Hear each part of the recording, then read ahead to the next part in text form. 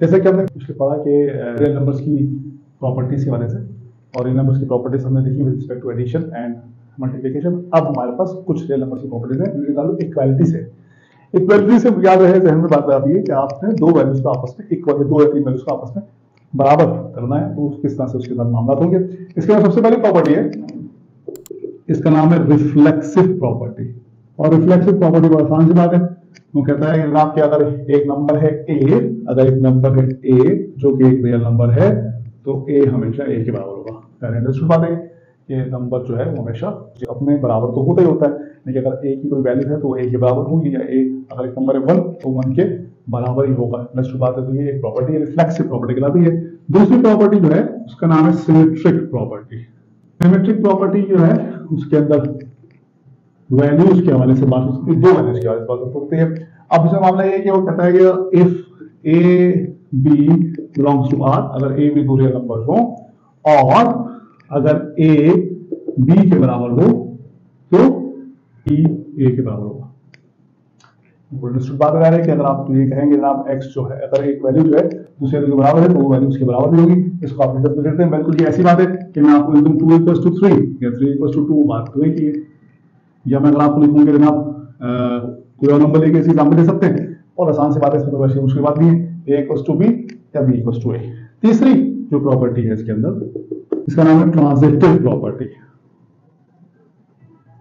Transitive property के अंदर तीन नंबर्स की बात है। ये देखिए आप इस तरह से तरतीब करोगे कि पहले हमने एक नंबर दिया, उसको उसी नंबर के साथ बराबर साबित किया, फिर दूसरा नंबर लिया सिमेट्रिक प्रॉपर्टी का, उसको हमने बराबर साबित किया, a = b और b = a के। अब हम ट्रांजिटिव प्रॉपर्टी की बात करें। ट्रांजिटिव प्रॉपर्टी के तीन नंबर आ जाते हैं।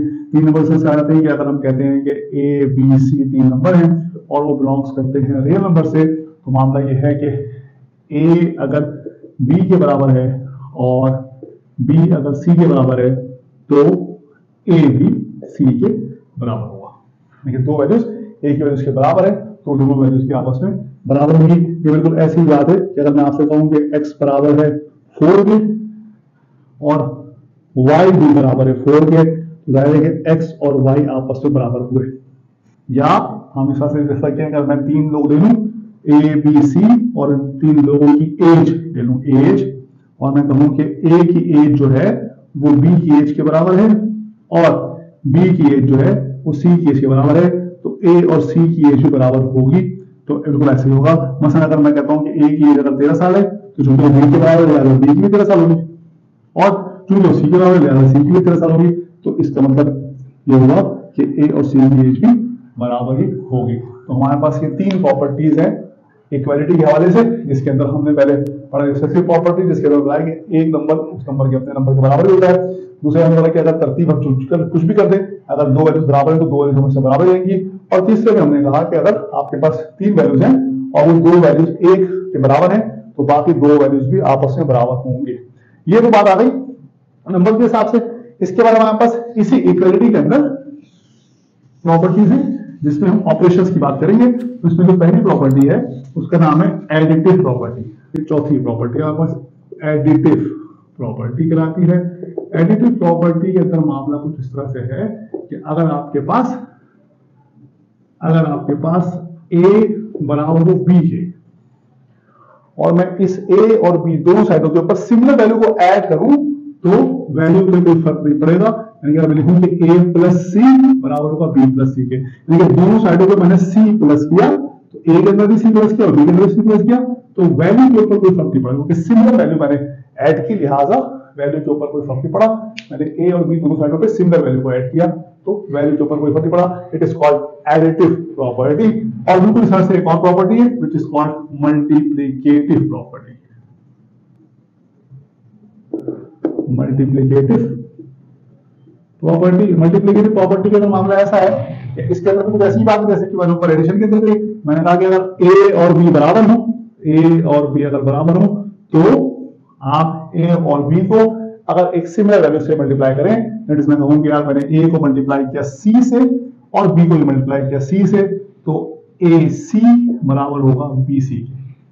जब हम सिमिलर वैल्यू से मल्टीप्लाई करते हैं तो उससे भी वैल्यू के अंदर कोई फर्क नहीं पड़ता। अगर a बराबर है b किया और हमने दोनों साइडों को c से मल्टीप्लाई किया तो उसके अंदर ए सी ए बी ए सी के बराबर होगा। ये बिल्कुल ऐसी बात है कि अगर मैं आपसे कहूं कि जनाब आपके पास दिखा हुआ है 2 = 2 और मैं दोनों साइडों को 4 से मल्टीप्लाई करूं तो 8 = 80 आएगा ना, यानी कि 4 से मल्टीप्लाई करने पे दोनों साइडें बराबर ही रहेंगी, दोनों साइडों में से किसी सेट की वैल्यू पे कोई फर्क नहीं पड़ेगा। ये आपके पास आ गई दो प्रॉपर्टीज, एडिटिव प्रॉपर्टी और मल्टीप्लिकेटिव प्रॉपर्टी। बिल्कुल इसी तरह से इसके अंदर जो अगली दो प्रॉपर्टीज है वो इसका रिवर्स है, और वो इसका रिवर्स है या इसमें कुछ चीजें ऐसी हैं जो कि हम आप यहाँ बताएंगे, इनकी कैंसिलेशन है। उस प्रॉपर्टी का नाम है कैंसिलेशन प्रॉपर्टी ऑफ एडिशन। क्या मामला है, ये लिखा हुआ है कि अगर a प्लस सी बराबर हो b प्लस सी के, then a equals to b होता है।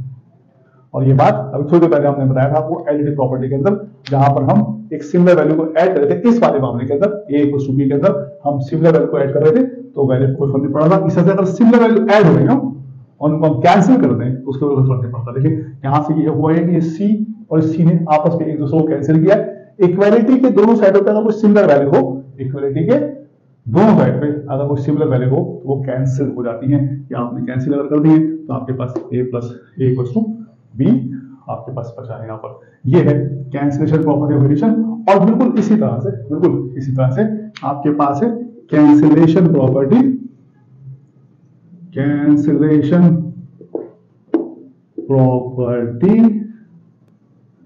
Of multiplication. Cancellation property of multiplication, उसके अंदर मामला क्या होगा, मल्टीप्लीकेशन का मतलब क्या कहेगा, अगर AC बराबर है BC के तो A बराबर होगा B के।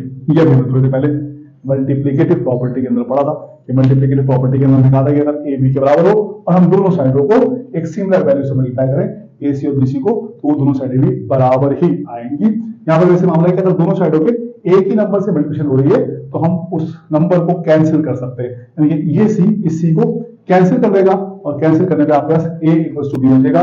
This is called cancellation property of multiplication.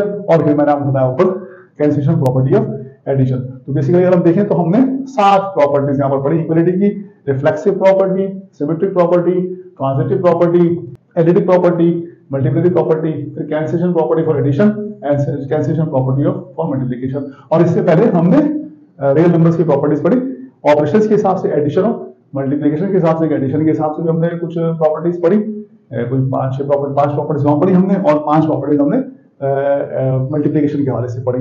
इसके बाद हमारे पास कुछ प्रॉपर्टीज हैं जिनका मतलब इनइक्वालिटी से। अब इनइक्वालिटी और इक्वालिटी में क्या फर्क होता है, ये मैं अभी आपको जब इनइक्वालिटी की प्रॉपर्टीज बताना शुरू करूंगा तो उसको बताऊंगा। यहाँ पर सिर्फ मैं इस बात आपसे कर दूं कि इक्वालिटी का मतलब होता है इक्वल्स टू, और इनइक्वालिटी का मतलब 3 बातें होती है, या तो लेस देन, या फिर ग्रेटर देन, या फिर नॉट इक्वल टू। ये इनइक्वालिटी होता है। अभी हम इसको आगे देखते हैं डिटेल में कि प्रॉपर्टीज हमारे पास इनइक्वालिटी की कितनी प्रॉपर्टीज हैं। ये हमारे पास यहाँ तक मामला इक्वालिटी की प्रॉपर्टीज का खत्म हुआ।